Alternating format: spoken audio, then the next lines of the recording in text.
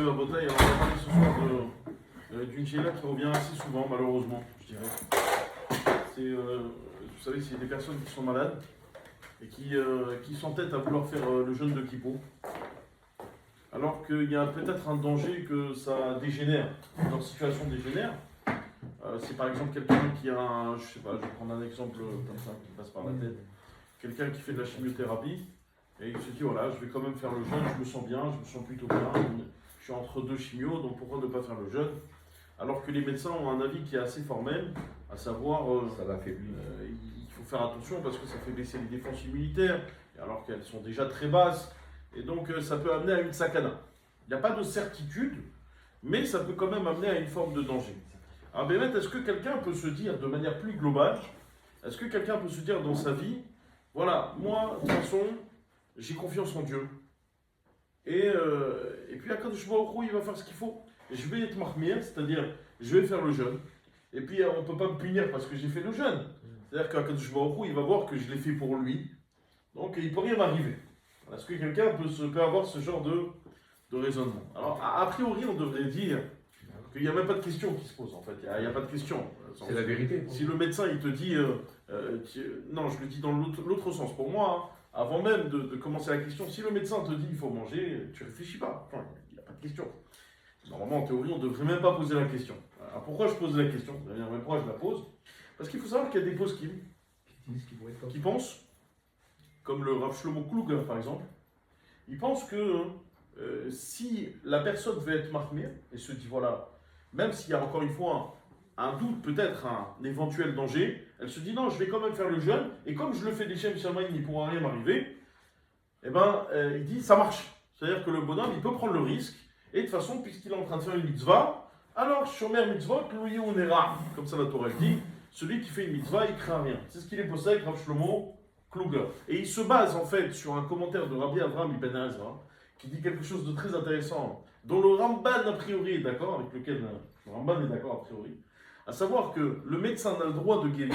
Et déjà, premièrement, c'est une dracha, on fait une dracha d'impression pour apprendre que le médecin il a le droit de guérir. Parce que c'est pas évident qu'un médecin puisse intervenir dans la vie d'un homme. Donc déjà, pour que le médecin puisse guérir, il faut faire une dracha. Parce que c'est marqué, Verapo, il est râpé. Donc deux fois, donc de là on apprend que le médecin a le droit de guérir. Maintenant, Rabbi Avraham Ben Ezra, il dit attention, tout ce que le médecin a le droit de guérir, c'est que des maladies qui sont visibles extérieurement. Par exemple, des maladies de la peau, ou des choses qui sont visibles extérieurement. C'est-à-dire que puisque maintenant c'est du domaine de l'extérieur, alors c'est comme si on avait donné au médecin la possibilité de le guérir. En revanche, si c'était des maladies internes, qui touchent les organes internes, alors là, le médecin, il n'a pas le droit de toucher, il n'a pas le droit d'intervenir. Le bonhomme, c'est à lui de se reposer sur Dieu et exclusivement sur Dieu. Voilà ce que dit Rabbi Avraham Ibn Ezra. C'est terrible, hein? Et bien, le Ramban, il a l'air d'être d'accord avec ça. Et donc, il dit Rav Shlomo Kluger, si quelqu'un est Besakana de Nefashot, Il y va. parce que quoi? Enfin, mais ça fait que Sakana, parce que c'est une maladie interne. Alors, dans ce cas-là, il peut faire qu'il pleut, parce que, encore une fois, on voit qu'il s'agit d'être sommaire sur un Kadosh Baruch Hu, pour ce qui est des maladies internes. Bon, vous imaginez bien que l'archi-majorité n'est pas d'accord avec ça. Alors, on y va, c'est parti. Premièrement, le Ramban lui-même, il dit que tout ça, c'est fini. C'est-à-dire que c'est vrai qu'à l'époque, on n'avait pas le droit de faire intervenir un médecin pour ce qui était interne, il fallait se reposer sur la parole de Dieu. Mais là, aujourd'hui, puisqu'il n'y a plus de parole de Dieu, autrement dit, il n'y a plus de prophète qui est là pour nous dire ce qu'il faut arranger dans notre comportement pour que ça influe directement sur notre santé, le Ramban est d'accord de dire qu'il faut appeler un médecin pour savoir comment guérir, et surtout, c'est même une obligation. Ça, c'est le Rambam qui pense cette fois-ci comme ça. Le Rambam le dit ouvertement dans son Pirouche à Mishnayot, que c'est une obligation pour un homme d'aller voir le médecin et de trouver le meilleur des médecins possibles, et si la personne ne fait pas ça, Damo Bérocho, il a le sang sur sa tête. Autrement dit, s'il meurt, c'est sa responsabilité. Il mourra donc de sa propre responsabilité, alors que la volonté de Dieu n'était pas qu'il meure. Et ça va être interprété comme un suicide? Et ça va être considéré là-haut, on va lui reprocher de ne pas avoir fait appel au meilleur médecin, parce que tout simplement, il aurait dû faire appel, il n'aurait pas dû mourir à ce moment-là. Il est mort malheureusement de la négligence. Il aurait dû faire appel au meilleur spécialiste, et à cause de ça, il est mort, alors qu'il n'aurait pas dû mourir. Et donc on va lui reprocher ça, oui, effectivement. Je vous rappelle qu'il y a 99% des gens qui meurent avant leur temps. C'est un midrash, mais fourrache. 99% des gens meurent avant le temps qui leur était imparti initialement. Alors pourquoi? Le Midrash dit parce qu'ils sont négligents sur leur santé, sur leur manière de consommer, sur leur manière de manger, sur leur manière de se guérir. Et donc 99% des gens meurent avant le temps imparti. Voilà. Ça fait 70 ans, normalement, la Torah dit pas qu'un. 99% dit. C'est pas moi qui dis ça, c'est le Qu'est-ce Midrash. qu'il dit, lui, là-bas? J'entends pas. Lui là-bas.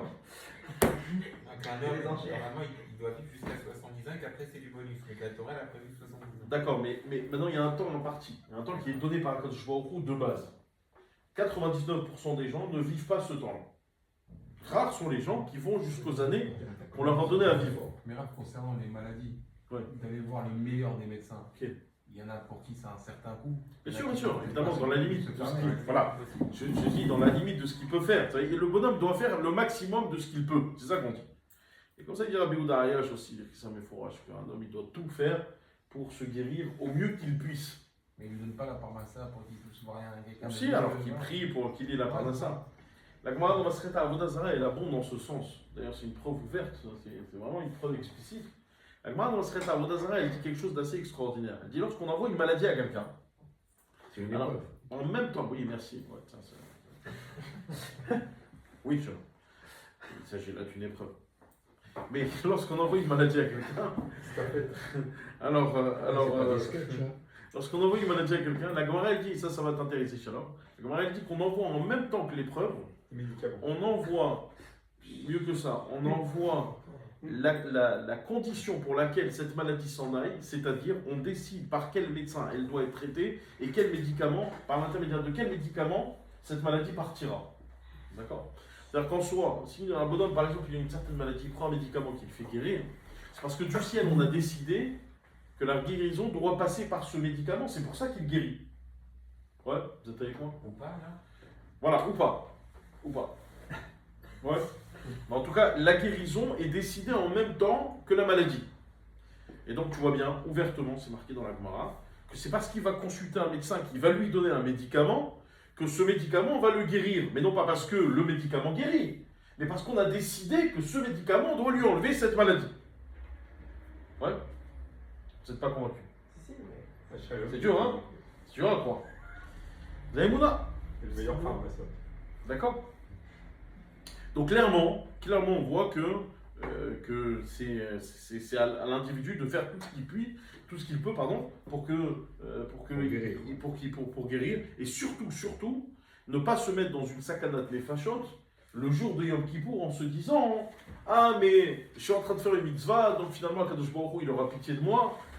Non, tout ça c'est des raisonnements qui sont bidons, permettez-moi l'expression, en tout cas, qui ne tiennent pas la route.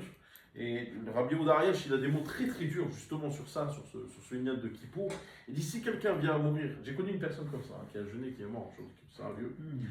Si quelqu'un vient à mourir le jeûne de Kippour, parce qu'il a jeûné, alors là-haut, on va lui reprocher d'avoir jeûné, on va lui dire, finalement c'est ta faute que tu sois mort alors que tu ne devais pas mourir. Bon.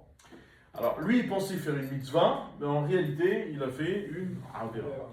Voilà, comment des fois les choses peuvent s'inverser. Maintenant, on aurait pu dire, vous savez qu'il y a une marloquette qui est assez intéressante. Cette marloquette, c'est de savoir. Vous savez qu'il y a des mitzvot dans la Torah pour lesquels je dois me les situer. Oui, bien sûr. Quels sont ces mitzvot? Donc, Shirut Damim Avodah Zarah, c'est-à-dire que si on te demande de tuer, tu dois te laisser tuer. Si en même temps, ou bien on te dit, voilà, va transgresser un interdit sexuel, tu dois te laisser tuer. Ou bien on te demande de faire Avodah Zarah où on te tue, tu dois te laisser tuer. Pour ces trois avérotes, tu dois te laisser tuer. Mais pour toutes les autres avérotes, tu dois transgresser. Parce que Pikuach Nefesh, Doché Kol HaTorah Kula. Parce que le Pikuach Nefesh va repousser toute la Torah. Vous êtes avec moi? Tosfot sur place, ils disent, dans Maseret Avodah Zarah, c'est une souga dans le connu. Tosfot, ils disent que si la personne, elle veut être mahmir, c'est-à-dire que même ce qu'on lui demande de transgresser, ça ne fait pas partie des trois. Par exemple, on lui demande de manger de la viande non cachère. Et on lui dit, voilà, si tu ne manges pas cette viande non cachère, on te tue. Alors c'est quoi la halakha, qu'est-ce qu'on a dit? Il mange la viande non cachère, il ne réfléchit pas. Ouais. Tosfot, il dit que si l'individu veut être mahmir et se laisser tuer pour faire la mitzvah, pour ne pas venir à transgresser, plutôt pour ne pas faire la avera, il a le droit. Il a le droit. Ça, c'est l'avis de Tosfot. C'est Tosfot qui pense comme ça. Le Rambam, il est chronique sur ça. Le Rambam, il dit pas du tout, il n'en est pas question. On n'a jamais un individu se laisser tuer. Encore une fois, Pekouar Nefesh de Riko à la Torah Kula. Mais selon Tosfot, on aurait pu dire que le bonhomme, là, maintenant, il veut faire une mitzvah. Il veut faire Yom Kippour. Ouais. Alors, il a le droit, même au risque de mourir, pour faire une mitzvah, il a le droit de se laisser mourir. On aurait dit la même chose. Hein. Vient le Red Baz, il dit non, pas du tout. Il dit Rabbi David Ben Zimra, tout ce que Tosfot, ils ont dit qu'il a le droit de se laisser tuer, c'est que dans un cas, c'est s'il y a un Kiddush Hashem. C'est-à-dire que, par exemple, c'est un Rav, il est devant énormément de monde, et on lui dit voilà, mange pas caché maintenant. Et il se dit dans la tête, si je commence à manger, peut-être que les gens qui vont me voir, ils vont venir à. Il a le droit dans ce cas-là de se laisser tuer. Pourquoi? Parce qu'il y a une forme de Kiddush Hashem. Mais celui qui jeûne à Kippour, oui, le Kiddush Hashem. Il n'y a pas de Kiddush Hashem. Donc finalement, forcément, qu'est-ce qui se passe? D'après tout le monde, on devrait dire que il n'a pas à jeûner, il doit absolument manger. D'accord? Et ce sera la conclusion qu'on retiendra. Évidemment, quelqu'un qui est Bessafek Pekouar Nefesh, donc Riko la Torah Kula, et il doit absolument manger. Moi j'avais connu quelqu'un comme ça. C'était un vieux monsieur. Bon, maintenant il est décidé, ça fait des années, mais il voulait pas jeûner. Il voulait absolument jeûner le jour de Kippour alors qu'il était sous traitement chimiothérapie. Et sa femme, elle m'avait appelé, elle m'avait dit Rav, mon mari, il veut pas écouter. C'est un vieux Marocain, vous savez, pour les Marocains, Kippour, tu lui demandes de manger à Kippour, c'est comme si tu lui demandais de sauter d'un pont. Tu comprends? C'est la faim. Et puis, alors elle m'a dit, sa femme, est-ce que vous pouvez lui parler? Je me rappelle.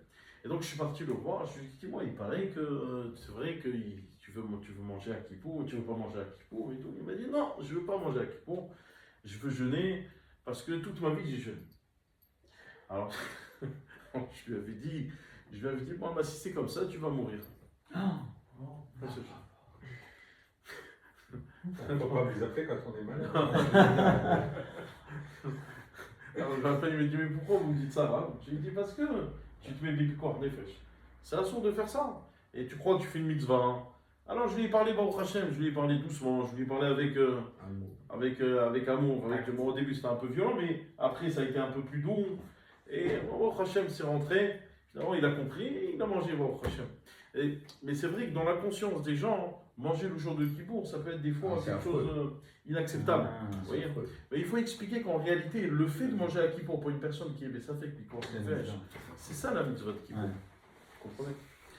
Et il fera un lévé avant avec, s'il mange du pain, il fera un lévé, je parle sérieusement, hein, s'il mange du pain, il fera un lévé avant avec Beyom à Kippourim Mazé. Je parle très sérieusement.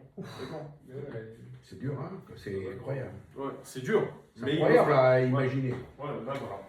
Ah, combien c'est une mitzvah? On n'aurait jamais mis un gars à Léviavo si c'était pas une mitzvah. Combien c'est une Pour mitzvah? savoir s'il faut pas jeûner ou pas le lendemain, ça dépend du degré aussi. C'est le médecin, il dit. C'est le médecin qui décide. Hein. Moi je sais, j'ai vu, enfin, même